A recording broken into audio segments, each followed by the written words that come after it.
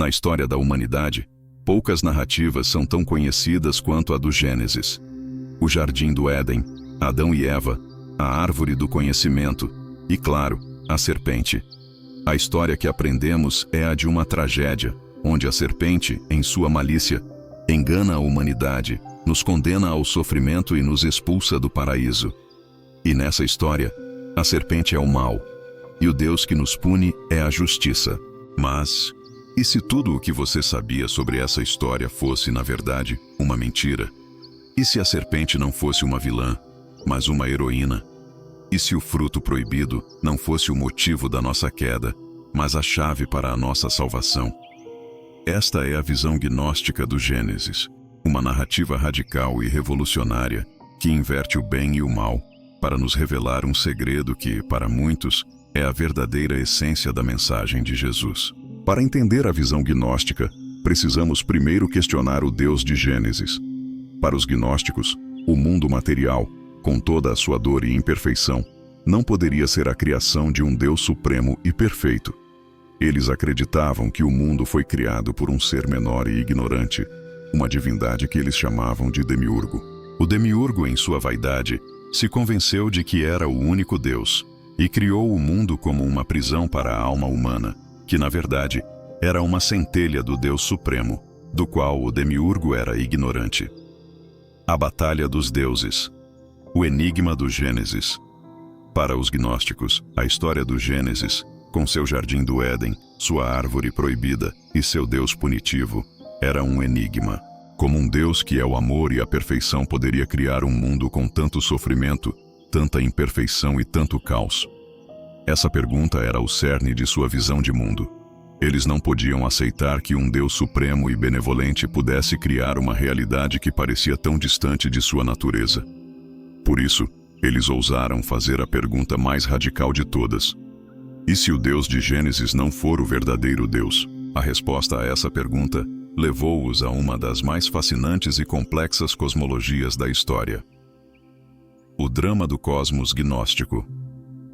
Os gnósticos acreditavam na existência de um Deus supremo e perfeito, uma entidade de pura luz e consciência, que existia em um plano de perfeição, que eles chamavam de plenoma. O plenoma era um lugar de unidade, de paz e de conhecimento, mas de alguma forma, uma de suas emanações, um ser menor e imperfeito, o demiurgo, se separou da fonte original e, em sua ignorância e arrogância, acreditou que ele era o único Deus. O demiurgo, em sua vaidade, tentou imitar o plenoma, mas sua criação era uma cópia defeituosa, uma sombra de uma obra-prima. E essa criação era o nosso mundo material, um lugar de dor, de impermanência e de ilusão.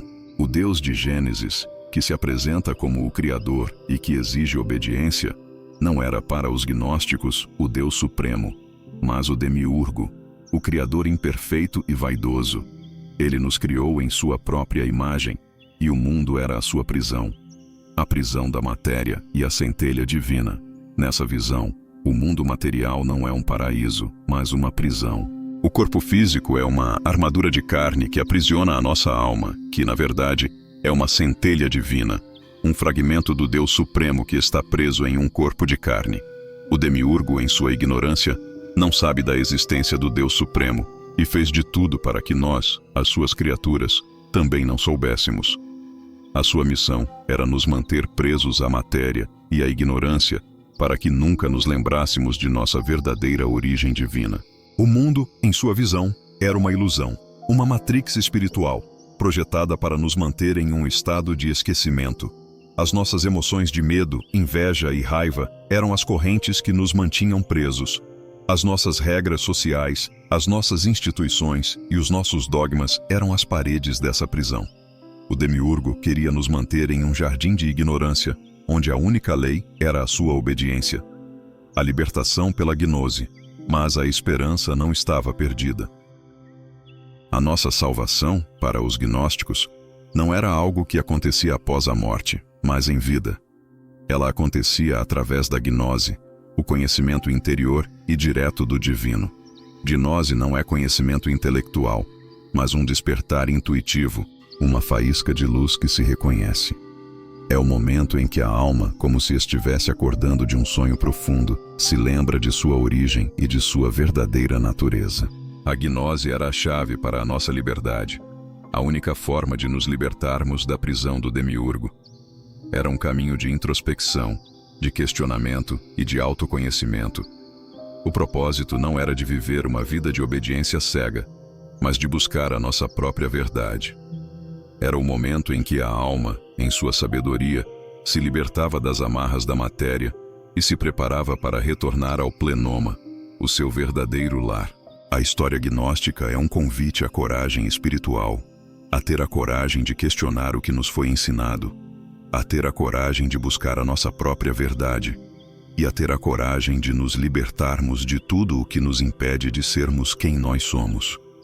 Nessa visão, o Deus que nos criou e que nos manteve em um jardim de ignorância não é um Deus de amor, mas um Deus de vaidade e de ciúmes. Ele nos criou para nos manter presos à matéria e à ignorância, para que nunca nos lembrássemos de nossa verdadeira origem divina. E é nesse contexto que a serpente surge. Na visão gnóstica, a serpente não é um ser maligno. Ela é um mensageiro, um emissário do Deus Supremo, que vem para nos libertar da prisão do demiurgo. A sua missão é nos dar a gnose, o conhecimento interior e direto do divino, que nos permitirá nos libertarmos da prisão do mundo material. A serpente, na visão gnóstica, não nos engana. Ela nos revela a verdade. Ela nos convida a comer do fruto proibido, que não é o fruto do pecado, mas o fruto do conhecimento, da sabedoria e da libertação. O fruto proibido é a chave para o nosso despertar. E Eva não é a mulher fraca e facilmente enganada da história tradicional. Ela é a heroína, a primeira gnóstica, a primeira a ter a coragem de questionar, de buscar a verdade e de desejar o conhecimento. A sua curiosidade não é um pecado, mas a sua maior virtude. Ela é a que ouve a voz da serpente, a que come do fruto, e a que, em sua sabedoria, convida Adão a fazer o mesmo. Ela é a prova de que a nossa salvação não está na obediência cega, mas na coragem de questionar e de buscar a nossa própria verdade. A lenda gnóstica da serpente é uma história que desafia a nossa lógica, mas que toca a nossa alma. Ela nos convida a questionarmos as narrativas que nos foram contadas e a abrirmos o nosso coração para a possibilidade de que o divino pode se manifestar de formas que a nossa mente não consegue compreender. A história dela é um espelho para todos nós. Ela nos lembra que a fé não precisa de dogmas rígidos para ser profunda. Ela nos mostra que a verdade pode se esconder em lugares inesperados e que a fé pode ser uma força para a resiliência e para a união. O espelho da lenda e a verdade da alma. A lenda gnóstica da serpente não é uma história que se encaixa em nossa lógica. A nossa mente, em sua necessidade de ordem, precisa que haja um Deus bom e um diabo mau, uma história clara de pecado e de redenção. Mas a lenda gnóstica desafia tudo isso.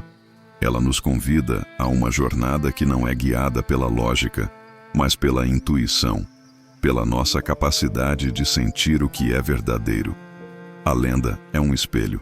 Ela não nos mostra uma verdade histórica, mas uma verdade da alma. Ela nos convida a olhar para nós mesmos e a nos perguntar: o que a minha alma sente que é verdadeiro, mesmo que a minha mente não consiga entender? A jornada do questionamento e da descoberta. A lenda nos convida a questionarmos as narrativas que nos foram contadas. A nossa cultura, a nossa religião, a nossa educação, tudo nos deu um mapa da vida. A lenda gnóstica nos convida a rasgar esse mapa e a encontrar a nossa própria bússola. É um ato de profunda coragem espiritual.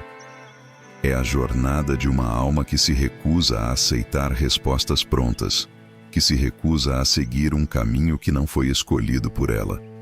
É a jornada de uma alma que se atreve a questionar a autoridade, a ousar buscar a sua própria verdade. E nessa busca, ela nos mostra que a verdade pode se esconder em lugares inesperados. A verdade pode se esconder em uma história que foi banida. A verdade pode se esconder na voz de uma serpente.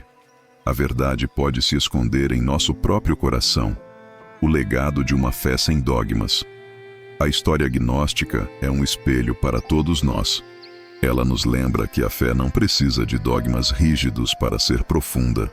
Em um mundo onde a espiritualidade é frequentemente vista como algo a ser encontrado em uma igreja, em um livro ou em um guru, a lenda gnóstica nos lembra que a fé é a nossa capacidade de encontrar o divino em nós mesmos. A fé para eles não era a aceitação de uma doutrina, mas a busca por um conhecimento, por uma conexão direta com o divino que reside em nosso próprio coração. A sua história nos mostra que a fé pode ser uma força para a resiliência e para a união. A resiliência de uma crença que resistiu à perseguição por séculos. A união de uma alma que se encontra com o divino em seu próprio interior. O convite para a libertação. A lenda gnóstica é um convite para a libertação. Ela nos convida a questionarmos tudo o que nos foi ensinado e a nos libertarmos do peso das expectativas e das verdades impostas. A lenda gnóstica é um espelho para todos nós. Ela nos lembra que a fé não precisa de dogmas rígidos para ser profunda. Ela nos mostra que a verdade pode se esconder em lugares inesperados e que a fé pode ser uma força para a resiliência e para a união. O conto de Gênesis e a visão gnóstica da criação. A história tradicional do Jardim do Éden, como a conhecemos, é o alicerce de grande parte da teologia ocidental. Nela, o Deus do Gênesis é o Criador benevolente de um paraíso perfeito. Ele cria o homem e a mulher e lhes dá uma ordem simples: não comer do fruto da árvore do conhecimento do bem e do mal. A serpente é o vilão, um ser astuto que engana a humanidade, levando-nos à desobediência e a uma queda que nos condena a uma vida de sofrimento e de pecado. Nessa narrativa, a salvação é a redenção da queda, o retorno à obediência e a purificação do pecado. Mas para os gnósticos, essa história era uma profunda mentira. Ela era uma versão invertida da verdade, uma história que aprisionava a alma em vez de libertá-la. Para eles, o Deus que proíbe o conhecimento não poderia ser o Deus supremo e perfeito. Esse Deus, em sua vaidade e ignorância, era o demiurgo, um ser menor que, em seu ciúme, criou o mundo material, a matéria, como uma prisão para a alma humana. O mundo que vivemos, com toda a sua dor, imperfeição e sofrimento, não era a criação do amor, mas a criação de uma divindade vaidosa que queria ser o único Deus. A serpente, a heroína da gnose, e é nesse contexto que a serpente surge. Na visão gnóstica, a serpente não é um ser maligno.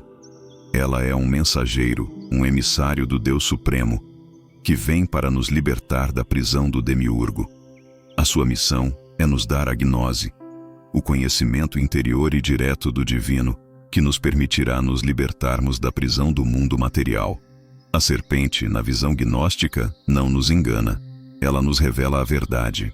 Ela nos convida a comer do fruto proibido, que não é o fruto do pecado, mas o fruto do conhecimento, da sabedoria e da libertação. O fruto proibido é a chave para o nosso despertar. Ele nos abre os olhos para a verdade de que o mundo que conhecemos é uma ilusão e que a nossa alma é uma centelha de luz, um fragmento de Deus que está aprisionado em um corpo de carne. E Eva não é a mulher fraca e facilmente enganada da história tradicional. Ela é a heroína, a primeira gnóstica, a primeira a ter a coragem de questionar, de buscar a verdade e de desejar o conhecimento. A sua curiosidade não é um pecado, mas a sua maior virtude. Ela é a que ouve a voz da serpente, a que come do fruto, e a que, em sua sabedoria, convida Adão a fazer o mesmo.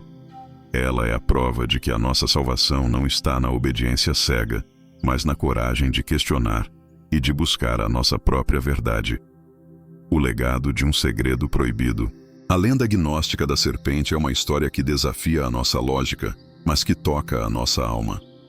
Ela nos convida a questionarmos as narrativas que nos foram contadas e a abrirmos o nosso coração para a possibilidade de que o divino pode se manifestar de formas que a nossa mente não consegue compreender. A história dela é um espelho para todos nós. Ela nos lembra que a fé não precisa de dogmas rígidos para ser profunda. Ela nos mostra que a verdade pode se esconder em lugares inesperados e que a fé pode ser uma força para a resiliência e para a união. A lenda gnóstica da serpente é uma história que desafia a nossa lógica, mas que toca a nossa alma. Ela nos convida a questionarmos as narrativas que nos foram contadas e a abrirmos o nosso coração para a possibilidade de que o divino pode se manifestar de formas que a nossa mente não consegue compreender. A história dela é um espelho para todos nós. Ela nos lembra que a fé não precisa de dogmas rígidos para ser profunda. Ela nos mostra que a verdade pode se esconder em lugares inesperados e que a fé pode ser uma força para a resiliência e para a união. Se esta lenda o inspirou a questionar, a explorar e a buscar a sua própria verdade, deixe um like e se inscreva no canal Rotina da Espiritualidade para mais histórias de transformação. Até a próxima. Muita luz e paz.